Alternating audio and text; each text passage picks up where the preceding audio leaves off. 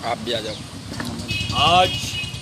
आज के दिन रेवाड़ी ज़िले में डीसी महोदय को कश्मीरी हिंदुओं पे हुए अत्याचार और चीन द्वारा आक्रमण या युद्ध नीति का दौर शुरू करने के विषय पे डीसी महोदय को ज्ञापन दिया गया। सरकार से हमारी मुख्यतः मांग रही है कि सैनिकों पे जो भी बंदिशें लगी थी सब खोली जाएं। चीन द्वारा जो भी राजनीतिक संधियां की गई थी व्यापारिक दृष्टिकोण से, उन संधियों को तत्काल प्रभाव से जो है ना हटाया जाए। इस तरह की हमारी 2-4 मांगें रही थी। भारत सरकार से भी हमारी मांग है, देश के प्रधानमंत्री से हमारी मुख्य मांग है कि आपने धारा 370 तो ये काम किया, लेकिन कश्मीरी हिंदू कब बसेंगे? हिंदू पे अत्याचार होना कब बंद होगा?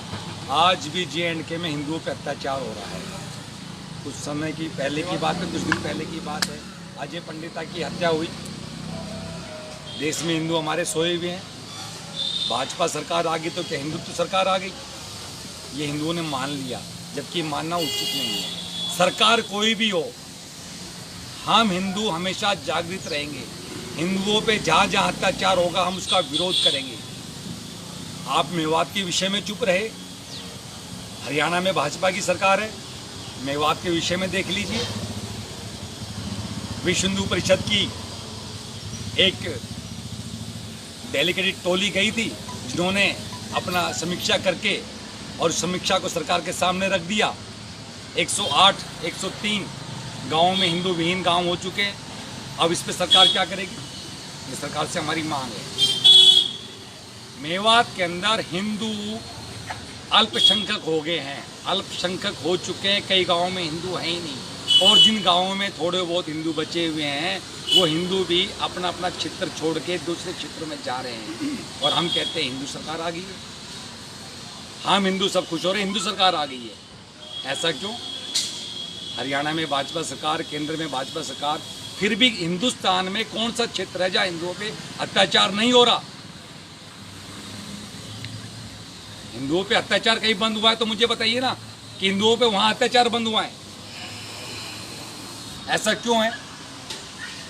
कितने सालों के बाद हिंदुओं ने मेहनत करके, संघ परिवार ने मेहनत करके, जैसा भी हुआ भाजपा सरकार को केंद्र में लेके आए, भाजपा सरकार को हरियाणा प्रांत में लेके आए।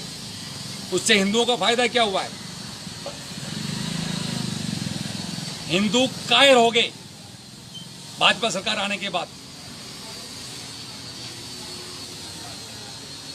मेरी केंद्र सरकार से और हरियाणा प्रांत की खट्टर सरकार से यही मांग है कि हिंदुओं पे अत्याचार हो रहा है, उनको रोको, कोशिश करो उनको रोको, अन्यथा आप सबसे बड़े विरोधी कहलाओगे हिंदुओं के। इतिहास में भाजपा सरकार हिंदुओं की सबसे बड़ी विरोधी सरकार कहलाएगी। जय श्री राम। अभी जो ये उड़ीसा के अंदर जगन्नाथ धाम की यात्रा, हाँ, लगभग 300 वर्ष पुरानी जगन्नाथ धाम की यात्रा में भी है, रथ यात्रा है, उसमें करीब 1100 लोगों की संख्या लगती है और करीब 300 साढ़े 300 वर्ष पुरानी ये परंपरा है। इस परंपरा पे आप बैन लगा रहे, कावड़ यात्रा पे आप बैन लगा रहे। मानते हैं कोरोना महामारी है, मानते हैं, लेकिन बैन करने से क्या कोरोना महामारी खत्म हो जाएगी? सोशल डिस्टेंसिंग के साथ, कम संख्या में, कम सदस्यों के साथ मेले, मंदिर, त्योहार ये मनाने की पूरी इजाज़त होनी चाहिए। 300 साल पुरानी परंपराओं पे आप बैन लगा रहे हैं, और वहाँ का हिंदू और यहाँ का हिंदू सब सोए हुए, किसी को कोई आपत्ति नहीं है। मानते हैं ये बीमारी है, खतरनाक बीमारी है, लेकिन क्या इस विषय पे मंदिरों को बंद करना, पुरानी 300 साढ़े 300 साल पुरानी परंपराओं को बंद करना, उन पर बैन करना, क्या इस बीमारी का यही सॉल्यूशन है? ये सॉल्यूशन तो नहीं हो सकता इस बीमारी का। आप संख्या निश्चित कर सकते हैं कि यात्रा की संख्या कितनी होनी चाहिए, एक मेलों में कम से कम संख्या हो, सोशल डिस्टेंसिंग हो, मास्क की व्यवस्था हो, हैंड ग्लव्स की व्यवस्था हो। आप इन चीज़ों को कह सकते हैं, लेकिन आपने यात्राएं बंद कर दी, श्रद्धालुओं की भावना को ठेस पहुंचा दिया। ये भाई हिंदुस्तान है, ये 1 करोड़ से ज़्यादा लोग हिंदू हैं, सबकी भावनाओं को। 100 करोड़ के हिंदू हैं, 130 हिंदू हमारे भाई नहीं, 100 करोड़ हिंदू हमारे भाई। तो इस पे सरकार को ध्यान देना है ना। जय श्री राम।